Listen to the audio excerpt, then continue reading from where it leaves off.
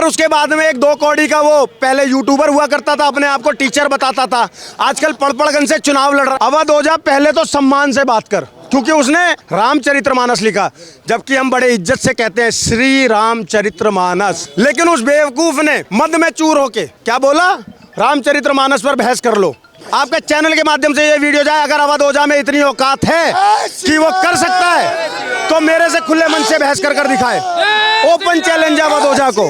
ये आज ऐलान कर रहा हूँ आपके कैमरे के माध्यम से, कवि इंद्रेश द्विवेदी, सरयू पारीण ब्राह्मण, ठीक है, भारद्वाज गोत्र, ये चैलेंज करता है आज के बाद मेरे सामने कोई भी मेरे धर्म के बारे में बोलेगा। उस केजरीवाल कहता है कि जब राम जी गए थे भोजन की तलाश में, उस बेवकूफ को ये नहीं पता, पॉइंट टू पॉइंट बताऊंगा भाई, ध्यान से सुनना। बोला खाना सुनिए, हाँ, खाने की व्यवस्था करने भोजन की तलाश में।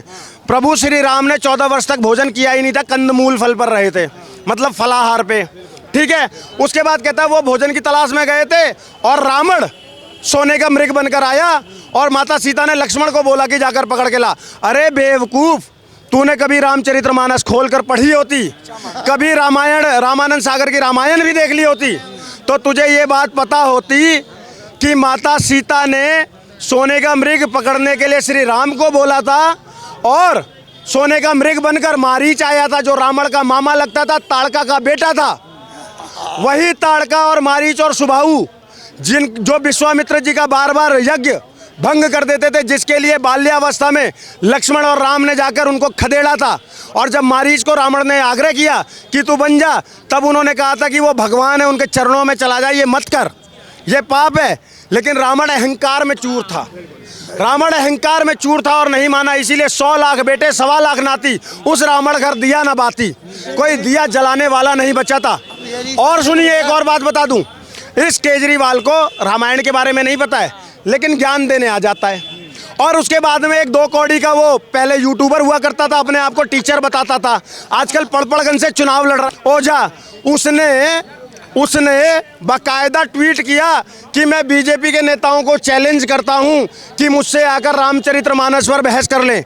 मैंने अवध ओझा का वो ट्वीट देखा और तुरंत ट्वीट किया, आपको दिखा देता हूं, मैंने इंस्टा स्टोरी पे भी लगाया है, आपको बाकायदा दिखाता हूं, इसको थोड़ा क्लोजअप में लीजिएगा।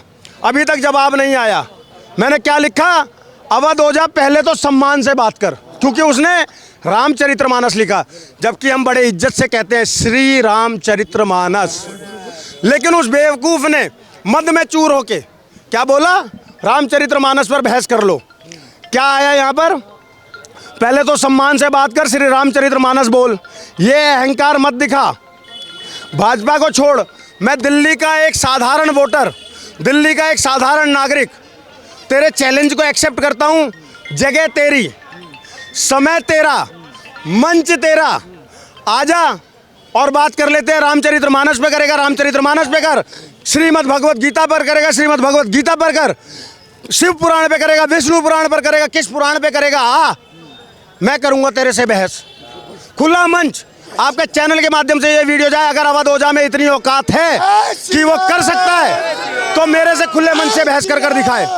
ओपन चैलेंज अवध ओझा को। लेकिन एक जो है चीजें है ना, सनातन धर्म इतना कमजोर है कि कोई भी आके अनशन बोल के चले जाता है, कोई भी जिसको मुंह उठा के वो बोल देते हैं आके। ये लोगों को एक सेकंड सर सुनिए, सनातन धर्म कमजोर नहीं है, सनातन धर्म में माफ करने की परंपरा है। हम इस बात से हर बार छले भी जाते हैं। जब भगवान राम के पास में शत्रु का दुश्मन आता है, शत्रु का भाई आता है, भगवान राम उसको भी आश्रय दे देते हैं। मैं उस धर्म से आता हूँ, विभीषण को, ठीक है। बाली जिसको भगवान राम ही मारते हैं, उसका बेटा भी जब राम की महिमा को जान जाता है, उनके चरणों में आकर गिर जाता है। और एक बात बताऊं भाई साहब, अगर हमें माफ करने की परंपरा ना होती ना, तो पृथ्वीराज चौहान ऐसे मारे ना गए होते। पृथ्वीराज चौहान ने 17 बार मोहम्मद गौरी को हराया।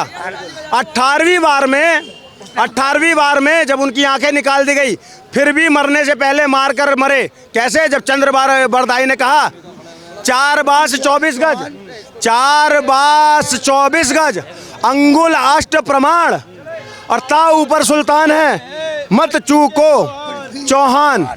जब ये बात बोली और उन्होंने ऐसा शब्द भेदी बाण मारा कि मोहम्मद गौरी को मार दिया। लेकिन अगर उन्होंने 17 बार उसको माफ करके उसके प्राण दान नहीं दिया होता तो आज भारत की तस्वीर कुछ और होती। समझ गए? तो हमारा धर्म इतना महान है कि हम माफ़ करना जानते हैं, इसलिए कोई भी 2 कौड़ी का आकर कुछ भी बोल जाता है, लेकिन अब ये सहा नहीं जाएगा। ये आज ऐलान कर रहा हूँ आपके कैमरे के माध्यम से, कवि इंद्रेश